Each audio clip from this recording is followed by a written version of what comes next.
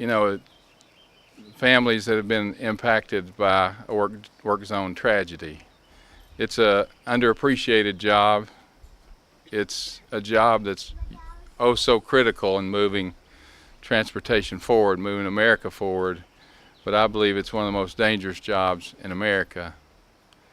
So we're here today, and it's an honor to be with you, but we're here today to recognize and honor the life and contribution of your family member, and also the family members or the other folks listed on this wall. We all speak with one voice in expressing our concern for the need to focus more attention on what we can do to reduce the number of preventable highway tragedies in work zones. Nationally, highway crashes, injuries, and fatalities are on the rise, including those involved in work zones. In 2016, there were 675 work zone crashes in Kentucky, 10 fatalities, and 143 injuries. In a typical 5-day work week, an average of 7 motorists and 1 worker are killed. To put these statistics in perspective, in the U.S., there is 1 work zone fatality every 13 hours and 1 work zone injury every 13 minutes. In October 2015, I was tasked with a work zone enforcement detail in Elizabethtown, Kentucky on I-65. During this detail, the construction crew was actually removing and replacing the reflectors in the roadway surface so that you could easily see and identify which lane you're in at night. During the course of the night, I actually swerved and avoided 8 or 9 collisions between passenger cars and commercial vehicles. Shortly before 5 a.m., we finally took a break for the night. It was the first break we took after about 8 or 9 hours of work, and for the first time that night I put my car in park. I checked my mirrors to make sure nobody was coming up behind me. I looked around, changed the radio station. Next thing you know, I look up and I see a pair of headlights coming at me. Whenever I see these headlights, I reach for the gear shift, but there just wasn't enough time. Evidently what had happened was a tractor trailer was coming towards my location and the driver fell asleep. As she neared my location, at the last second she woke up, jerked the wheel to the left, creating the side of the tractor to actually hit my car. So I can't help but think that had she not woken up, I may not be here with you today. Had she been an inch to the right, I may not be here with you today. It's events like this and all the events that these people have lost their lives in these work zones. Those are the reasons that officers like myself and troopers with Kentucky State Police and officers with the Vehicle Enforcement Division enforce laws strictly during work zones. The Kentucky Association of Highway Contractors and the Kentucky Transportation Cabinet want to ensure that our highway crews work in a safe environment while providing safe and reliable roads for the people of Kentucky. To make work zones safer for highway crews and motorists, we work together to minimize traffic delays in work zones by having construction performed when possible during non-peak driving hours, such as at night or over the weekends. The Cabinet ensures that the crews follow the mandatory guidelines for traffic control setups on the highway. This provides the safest work zones possible for both the workers and the traveling public. Frequent inspections are made at work zones to make sure these guidelines are being followed. When possible, stationary barrier walls are installed in construction zones to help separate the construction workers from the traffic. Variable message signs are used to alert the traveling public to construction zones and detours ahead. The speed limits are lowered in work zones and fines for speeding are doubled in some work zones. We want everyone to understand that we appreciate the fact that work zones are an inconvenience. However, the inconvenience is brief and the results are improved roadways that provide years and years of service to the citizens of Kentucky. Above all else, the safety of our employees and the traveling public is paramount. Now let me briefly provide you some information about the wall behind me. The American Traffic Safety Services Foundation offers the National Work Zone Memorial Wall to honor lives lost in work zones and to help make fatalities real to the policymakers and the drivers in each state that this wall visits. It is the hope of all of us to eventually have a year where 0 names are added to the wall. There are approximately 1,400 names on the wall, These are names of people who have lost their lives in a highway work zone, including work zone workers, motorists, law enforcement officers, public safety officials, children, and pedestrians. The names on the wall are presented in alphabetical order. Names for inclusion to the wall can be submitted by individuals and state agencies, and there's forms available inside for those who may have someone that they would like to have included to the wall.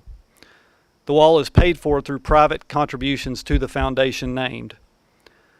Losing a loved one is never easy, especially for the young children. That's why the American Traffic Safety Services Foundation does offer a travel scholarship to children who have lost a loved one in a work zone accident to provide travel assistance for these children to attend an experience camp, which provides a safe place for children to cope with loss in developmentally appropriate ways. If you know a child who could benefit, please pick up an application at our display in the lobby. Let me close by acknowledging the families in attendance today who have lost a loved one in a work zone.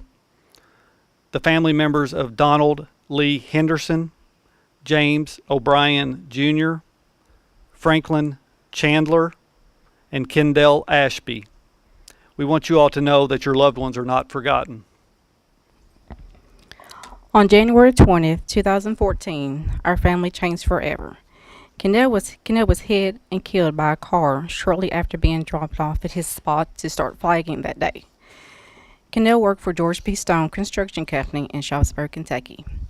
I received a call from my aunt telling me that Kendall has been in an accident on his job and that I should get to the hospital immediately. After several phone calls to the hospital and them not telling me anything, I knew it wasn't good. I called Kendall's wife, and the words I didn't want to hear. Kendall didn't make it. He's dead.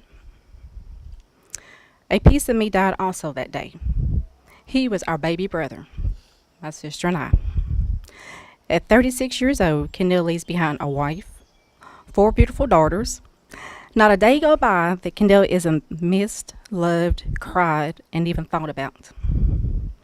I still have his phone number in my cell phone. Some things you just can't delete and get rid of. It is my driven passion to make others aware of work zone safety.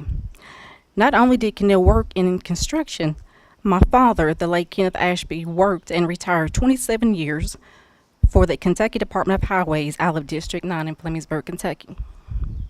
We know the importance of work zone safety, work zone signs, and the importance of being extra careful while driving through it. The Ashby family and I have the utmost respect for those working in all work zones area and pray that you never have to experience the loss that we have experienced. Work zone safety is everyone's responsibility. It is a privilege and an honor for the Transportation Cabinet and the Department of Highways to host this event today. And I know there's so many names that we have been mentioned that are not on this wall, as well as those that have been injured in work zone crashes and all the many, many near misses that have occurred. Some of you might have seen the story of I've had a personal testimony in my getting a call about my brother being involved in an accident. Thankfully, him and no one else was injured in that, but it could have been very bad. It was similar to Officer Overton's situation there, where a semi was just distracted and ran through a work zone. So it is very personal to us. It's very personal, I know, to all of you all and all of our employees that we have at the Transportation Cabinet.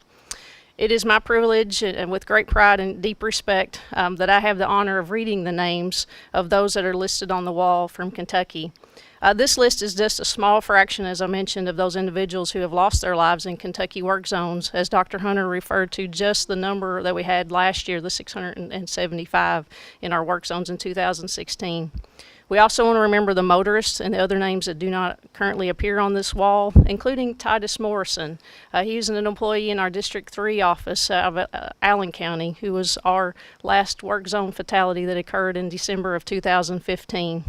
So as I mentioned, it is my privilege. I'd like to read these names.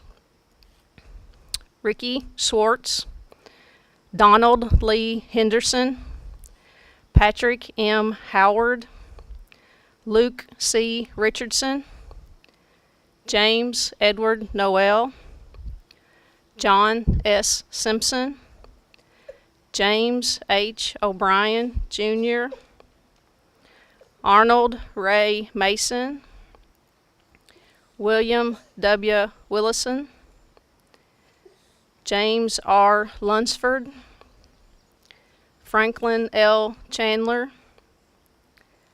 David L. Prater Jr., Christopher Darrell Mills, and Kendall T. Ashby.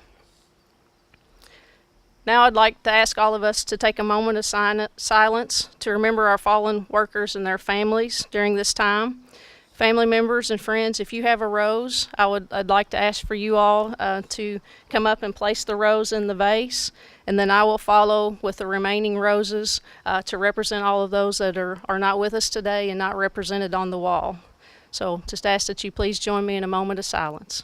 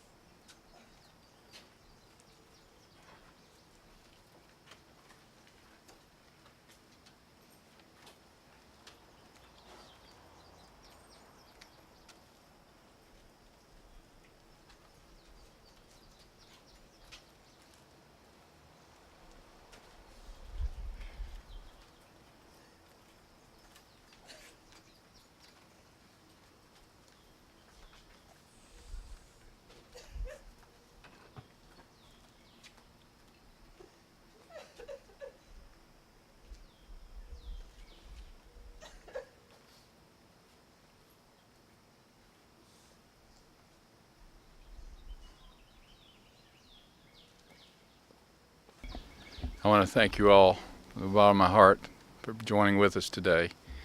I guess in closing, let me just offer, I guess, a challenge and a commitment, but we need to go beyond today in honoring the lives of those on the memorial here. And I think of no better way than to continue with a relentless focus on improving work zone safety. And I want you to know it's a personal commitment of mine and a commitment for this cabinet. So thank you for being with us today.